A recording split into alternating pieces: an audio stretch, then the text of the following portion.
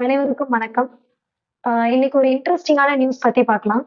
கடந்த ஏப்ரல் 8ஆம் தேதி வந்து நம்ம தமிழ்நாடு கவர்மெண்ட் மயோனஸ் அப்படிங்கிற ஒரு ப்ராடக்ட்ட வந்து தடை செஞ்சிருக்காங்க. எதனால அது வந்து தடை செய்யணும்?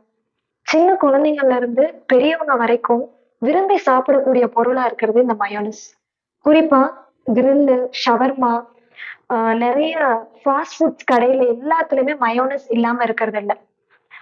ஒரு கடைகள்ல வந்து வியாபாரத்த வந்து தீர்மானிக்கக்கூடிய நிலைமையில வந்து இந்த மயோனைஸ் வந்து இருக்கு.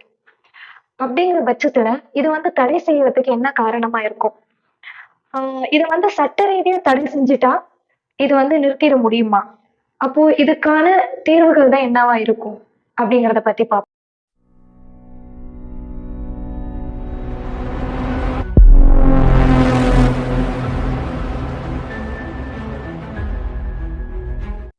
இந்த மயோனைஸ் அப்படிங்கிறது வந்து 1800களிலே தோன்றிடுச்சு.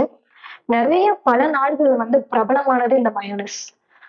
அப்ப இதனுடைய பாதிப்புகள் என்ன? அத பத்தி நம்ம தெரிஞ்சுக்கணும் இல்லையா? 2 முக்கியமான பாதிப்புகள் பத்தி பார்க்கலாம். ஒண்ணு வந்து, இது வந்து ஒரு ஹை கலோரி கன்டென்ட் ப்ராடக்ட் அப்படிங்கலாம். 1 டீஸ்பூன் மயோனைஸ்ல வந்து 100ல இருந்து 120 கேலரிஸ் வந்து கிடைக்குது. அப்போ ஒரு பவுல் ஃபுல்லா மீல்ஸ் எடுத்துக்கிறதுக்கு சமமானது. செகண்ட் வந்து, இது வந்து உருவாக்குற முறை.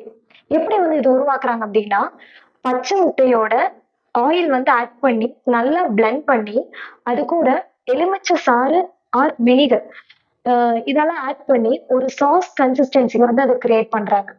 இதுல வந்து எல்லா வகையான டேஸ்டும் கிடைக்குது. இதுல முக்கியமா பார்க்க போனா இந்த பச்சை முட்டையில இருந்து தயாரிக்கிறதுனால மெயினா சால்மோனல்லா பாக்டீரியல் இன்ஃபெக்ஷன் வந்து காசு ஆகுது. இந்த சால்மோனல் பாக்டீரியல் இன்ஃபெக்ஷன் வந்து contaminated food and contaminated water மூலியமா பரவக்கூடியதா இருக்கு.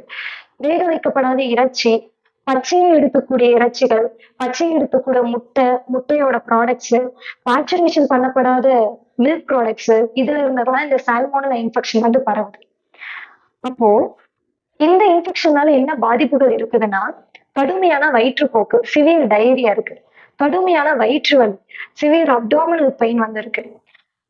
வாமிட்டிங், பயங்கரமான வாந்தி எடுக்கும் தன்மை, காய்ச்சல், ஃபீவர். இந்த சால்மோனல் இன்ஃபெக்ஷன் வந்து உடம்புக்குள்ள வந்த உடனே 72 மணி நேரத்துல வந்து சிம்டம்ஸ் நமக்கு வர ஆரம்பிச்சிடும். லாஸ்ட் ஃபார் 7 to 12 டேஸ் வரைக்குமே அந்த சிம்டம்ஸ் வந்து நம்ம உடம்புக்குள்ள இருந்துகிட்டே இருக்கும். அந்த பட்சத்துல இப்படி ஒரு பொருளை வந்து தடை செஞ்சிருக்காங்க அப்படின்னா, அதுக்கு வந்து காரணமா இருக்கக்கூடிய இந்த பிரச்சனைகள் எல்லாமே நம்ம கவனிக்க வேண்டிய அவசியம் இருக்கு. இந்த பிரச்சனையொட்டி திருமங்கலத்துல சுத்தி இருக்க நிறைய ஹோட்டல்ஸ்ல வந்து ஒரு சர்வே எடுத்தோம். மயோனைஸ்னால என்ன பிரச்சனை இருக்கு அப்படின்ட்டு.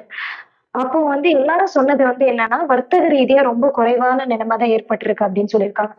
அப்போ இப்படி ஒரு ப்ராடக்ட்ஸ வந்து தடை பண்றப்போ, பின்னாடி இருக்கக்கூடிய பிரச்சனைகள், இந்த மாதிரி பிரச்சனைகள் எல்லாமே கணக்குல எடுத்துக்கிட்டு செயலாற்றணும் அப்படின்னு வந்து கேட்டுக்கிறோம். நன்றி.